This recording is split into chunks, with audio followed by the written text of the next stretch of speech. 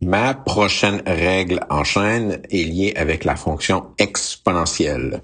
On se souvient que la dérivée de e à la x, c'est e à la x. Donc ça, c'est notre fonction de base, si on veut, notre règle, notre formule de base.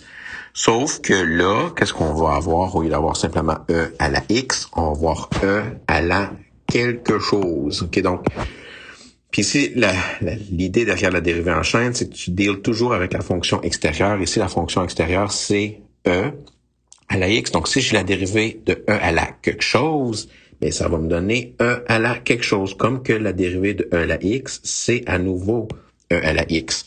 Sauf que il faut dealer avec ce quelque chose-là. Puis ici, l'idée derrière la dérivée en chaîne pour toutes les questions de dérivée en chaîne, c'est qu'on multiplie après par la dérivée de ce quelque chose-là. Donc, si vous avez la dérivée de e à la x, c'est e à la x. E à la quelque chose, c'est e à la quelque chose fois la dérivée de ce quelque chose-là. Allons tout de suite sur des exemples. Calculez la dérivée pour les fonctions suivantes. Donc, j'ai e à la moins 3x moins e à la 4x. 4. Donc, j'ai deux termes, je vais les faire séparément. Donc, mon premier terme, c'est une fonction exponentielle, e à la 3x, à la moins 3x, excusez. Et le deuxième terme, c'est e à la 3x, 4. Donc, j'ai deux dérivées en chaîne à calculer. Donc, ici, ma dérivée, donc f' de x, e à la moins 3x, va rester e à la moins 3x. Mais je dois multiplier ensuite par la dérivée de moins 3x. Si vous écrivez directement moins 3, c'est parfait. Qui est moins la dérivée de e à la 3x4, qui va être e à la 3x4 à nouveau. Donc, on ne change pas l'exposant, il est protégé dans la boîte. Puis, je multiplie ensuite par la dérivée de l'exposant. Donc, si vous écrivez directement 12x à la 3, tant mieux. OK, donc moi, je vais le faire en deux étapes. Donc, je vais avoir e à la moins 3x fois moins 3, moins e à la 3x4 fois 12x au cube. Et vous pouvez laisser votre réponse, OK, comme ça. OK, donc ça, c'est ma dérivée. Donc, deux petites dérivées en chaîne, OK, pour les deux termes exponentiels.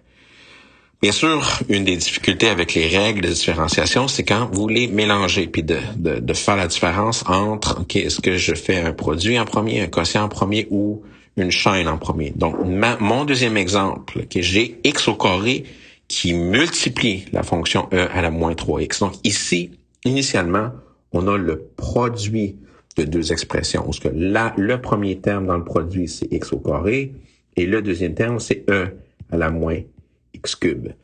Donc, quand je vais calculer u', c'est simplement une formule de base. Donc, j'ai mon 2x. Mais lorsque je veux dériver e à la moins x cube, ben là, je réalise que j'ai une fonction qui est composée. J'ai moins x cube qui est à l'exposant de ma fonction exponentielle. Donc, je dois utiliser ma règle en chaîne. Donc, ici, je dois utiliser ma règle en chaîne.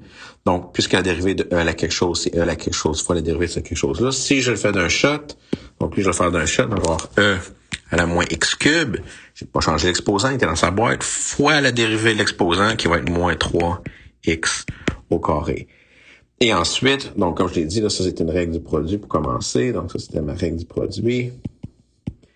Donc pour, voyons, la misère, la règle du produit. Donc j'ai une règle du produit. Donc j'applique ma formule du produit. Donc j'ai que f' va être égal à u', donc 2x, fois v, fois e à la moins x cube, plus u, qui est x au carré, fois v', donc e à la moins x cube, fois moins 3x au carré. Vous pouvez laisser votre réponse comme ça, ou si vous voulez simplifier, donc se débarrasser des parenthèses, donc 2x e à la moins x cube, moins 3, les x au carré ensemble vont devenir x4, e à la moins x cube. Donc, la grosse difficulté derrière cette question-ci, c'est vraiment de voir que cette question-là était d'abord un produit de deux fonctions. Puis lorsque j'ai calculé u, j'ai utilisé ma formule de base. Lorsque j'ai calculé v, par contre, il a fallu que j'utilise ma règle en chaîne, parce que j'avais e à la quelque chose. Okay, donc, j'ai utilisé ma règle en chaîne, mais ensuite, j'ai recombiné ma fonction. Pour calculer f', j'ai recombiné mes fonctions u, V, U', V', dans la formule du produit U', V plus U, V', pour avoir la formule de la dérivée F'. Donc, un autre exemple, puis juste vous montrer là, comme le contraire, entre guillemets. Donc, l'exemple B puis l'exemple C, c'est deux exemples extrêmement importants, juste pour faire la différence. Donc, ici, pour C, qu'est-ce que j'ai comme fonction? Initialement, j'ai E exposant 2x plus x5 ln de x.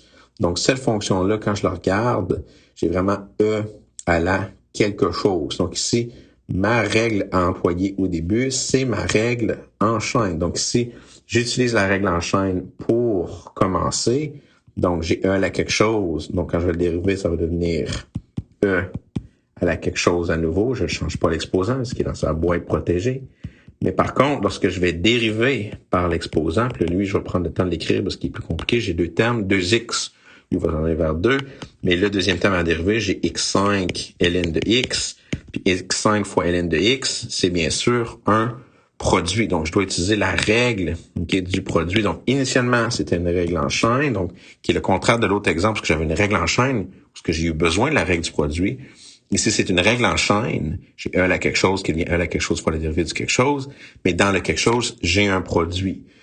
Donc, quand j'applique ma règle du produit, qu'est-ce que ça va me donner? Donc, le E, lui, le premier terme exponentiel ne change pas. Je vais le réécrire. La dérivée de 2x, le premier terme, c'est juste 2. Ensuite, je fais ma règle en chaîne. Donc, la dérivée de x5, c'est 5x4 fois ln de x, plus, donc là, j'ai vraiment le résultat de mon produit, là, plus la première fonction fois la dérivée de la deuxième, la dérivée de ln qui est 1 sur x. Donc, c'est les deux derniers termes là, dans la parenthèse, c'est le résultat de la règle du produit. Vous pourriez laisser comme ça. Normalement, nous, on simplifierait. Donc, j'aurais E à la 2x plus x5 ln de x fois 2 plus 5x4 ln de x, puis x5 fois 1 sur x, il y en a un qui se cancelle, donc plus x4. Donc, deux exemples en parallèle, le BC, là, extrêmement important, un produit en premier avec une chaîne dedans. Lui, c'était une chaîne avec un produit à l'intérieur.